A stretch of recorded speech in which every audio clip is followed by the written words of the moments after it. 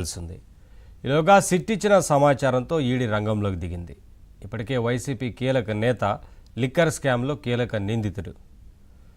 ఈ కేసుకు సంబంధించి చెవిరెడ్డి భాస్కర్ రెడ్డి వారి కుటుంబ సభ్యుల ఆస్తుల వివరాలకు సంబంధించి ఈ లిక్కర్ స్కామ్కు సంబంధించి జరిగిన విషయాలపైన సిట్ ఇచ్చిన సమాచారంతో ఈడీ రంగంలోకి దిగింది. ఇప్పటికే వారిని చెవిరెడ్డి భాస్కర్ రెడ్డిని వారి కుమారుడిని పిలిచి విచారించింది. విచారణలో భాగంగా చాలా అంశాలకు సంబంధించి ప్రశ్నించారు. ముఖ్యంగా ఆస్తుల వివరాలకు సంబంధించి గత ఎన్నికల అఫిడవిట్లో పొందుపరిచిన ఆస్తుల వివరాలకు అంతకు ముందు సంవత్సరం జరిగిన లావాదేవీలకు సంబంధించి పొంతన లేకుండా ఉంది.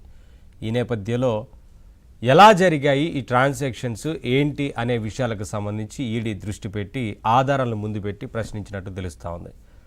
ఇంకా చాలా అంశాలకు సంబంధించి స్థిరాస్తుల కొనుగోలు వ్యవహారానికి సంబంధించి ఎన్నికల అఫిడవిట్లో పొందుపరిచిన అంశాల గురించి అలాగే పొందుపరచని విషయాల గురించి కూడా ఇటు కేవీఎస్ ఇన్ఫ్రా ద్వారా జరిగిన నిధుల రూటింగ్ గురించి కూడా చెవిరెడ్డి ఇటు మోహిత్ను ప్రశ్నించినట్లు తెలుస్తూ ఉంది.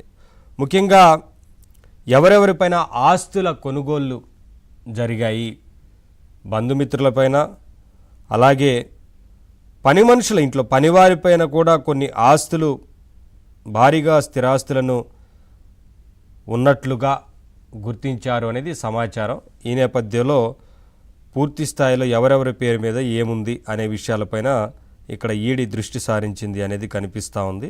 గతంలో దేశ విదేశాల్లో ఆస్తుల కొనుగోలు కావచ్చు, ఆఫ్రికన్ కంట్రీస్కి సంబంధించిన మైనింగ్ కోసం ఖర్చు చేసిన సొమ్ము కావచ్చు, దుబాయ్లో వ్యవహారాలన్నిటికి సంబంధించి కూడా ప్రశ్నలు వేసినట్లు కనిపిస్తూ ఉంది. ఎవరెవరి పేరు మీద ఎన్ని ఆస్తులు ఉన్నాయి, ఎప్పుడు ఇవి వారి పేరు మీదకు మారాయి, ఇలాంటి అనేక రకాలుగా ఈ విచారణ కొనసాగిందనేది కనిపిస్తూ ఉంది. ఇంకా విచారించే అవకాశం అయితే ఉంది. మొత్తంగా ఈ అంశానికి సంబంధించి వాళ్ళ డిబేట్లో మాట్లాడితే డిబేట్లో పాల్గొంటున్నారు విజయశేఖర్ రెడ్డి గారు, టీడీపీ లీడర్, అలాగే శ్రీలీల గారు విశ్లేషకులు, బీజేపీ లీడర్ అడ్వకేట్ కృష్ణకాంత్ గారు జాయిన్ అయ్యారు.